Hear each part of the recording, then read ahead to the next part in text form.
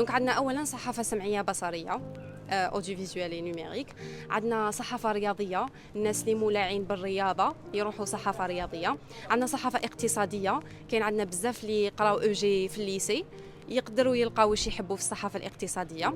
عندنا صحافه العلميه والبيئيه، دونك هادو الناس لي باسيوني بالعلوم، الابتكارات، التكنولوجيا، الازمات الصحيه، الرهانات البيئيه، التحديات اللي يواجهها الكوكب تاعنا، يلقاو واش يحبوا ثم.